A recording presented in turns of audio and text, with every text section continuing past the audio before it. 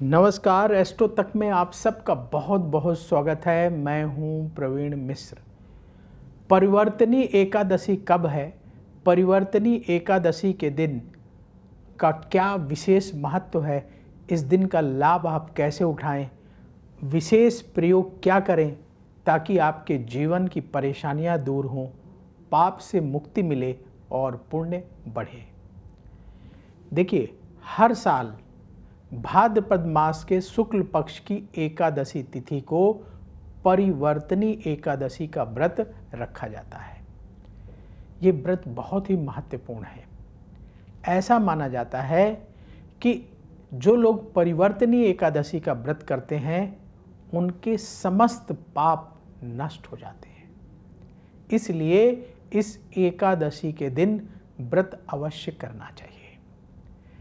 इस व्रत का जो फल है अमोघ है। परिवर्तनी एकादशी इस बार कब शुरू हो रही है? 2 सितंबर को है कि 3 सितंबर को है? परिवर्तनी एकादशी व्रत का पारायण कब होगा? इसको लेकर लोगों के मन में संशय है। आइए इस संशय को दूर करते हैं। देखिए, परिवर्तनी एकादशी की जो शुरुआत है इस बार 3 सितंबर को सुबह सुबह 3:53 पर होगी और परिवर्तनी एकादशी की जो समाप्ति है वो 4 सितंबर को सुबह सुबह होगी। तो परिवर्तनी एकादशी 3 सितंबर को सुबह 3:53 पर शुरू होगी और 4 सितंबर को सुबह 4:21 पर समाप्त होगी। उदया तिथि के अनुसार परिवर्तनी एकादशी का व्रत 3 सितंबर को रखा जाएगा और इस दिन आप भगवान विष्णु का पूजन करेंगे। और जो व्रत का पारायण है, परिवर्तनी एकादशी के व्रत का पारायण अगले दिन 4 सितंबर को किया जाएगा। अब कैसे पूजा करनी है, क्या आपको विशेष ध्यान रखना है, क्या विशेष प्रयोग कर सकते हैं, समझ लीजिए। देखिए, परिवर्तनी एकादशी के दिन भगवान विष्णु की विशेष रूप से पूजा की जाती है और भगवान विष्णु के वामन अवतार का विशेष पूजन करने का महत्व है। तो इस दिन भगवान विष्णु के वामन अवतार का पूजन करें। एक चित्र ले आएं भगवान विष्णु के वामन अवतार का, उसको अपने मंदिर में रख करके पूजन करें और साथ ही माँ लक्ष्मी की पूजा अवश्य करें।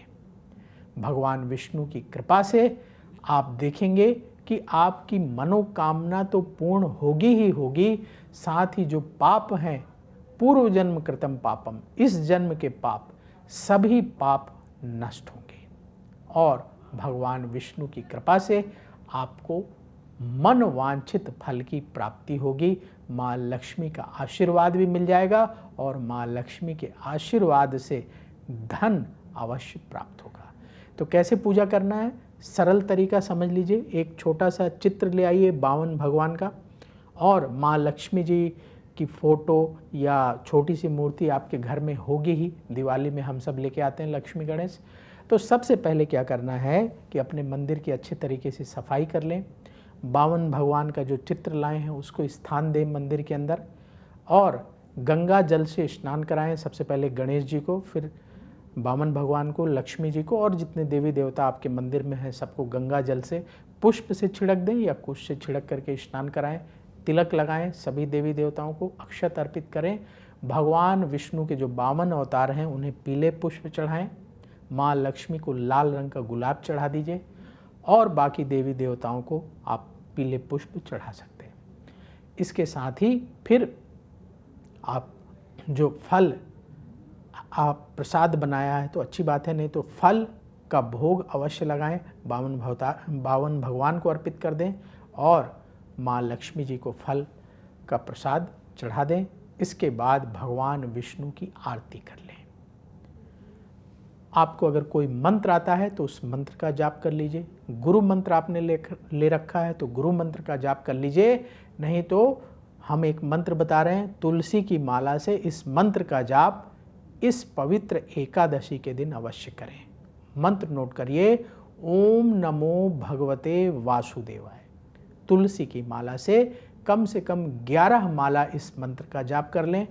जो आपकी मनोकामना हो भगवान विष्णु के चरणों में निवेदन करें और फिर इसके बाद आप अपनी दैनिक कार्य जो आप करते हैं उस पर आप लग जाइए, अपने कार्य करते रहिए। शाम के समय जब आप फिर अपने घर आएँ तो एक बार भगवान विष्णु की आरती कर लें, प्रणाम करें। और जो लोग व्रत का पारायण करना चाहते हैं वो अगले दिन सुबह 4 सितंबर को स्नान ध्यान करके भगवान विष्णु का एक बार पुनः पूजन करके फिर आप अपने व्रत का पारायण कर सकते हैं। तो कुछ लोग जो है इस व्रत को निर्जल रखते हैं। आपका जैसा स्वास्थ्य अलाउ करे उस तरीके से रख सकते हैं, फलाहार करते हुए व्रत रख सकते हैं। जैसा स्वास्थ्य जिसका अलाउ करे उस तरीके से व्रत करना चाहिए। सबसे बड़ी चीज़ है भाव। भाव आपका भगवान के चरणों में होना चाहिए। पूरे मनोभाव से भगवान के मंत्र का जाप करें भगवान विष्णु के, और अपना ध्यान भगवान विष्णु के चरणों में लगा कर रखें इस दिन, तो विशेष कृपा आपको अवश्य प्राप्त होगी। तो अब वक्त हो चला है आपसे विदा लेने का। देखते रहिए एस्ट्रो तक, और भगवान विष्णु की कृपा हम सबको प्राप्त हो, ऐसी हम भगवान विष्णु से प्रार्थना करते हैं। बोलिए भगवान विष्णु की जय।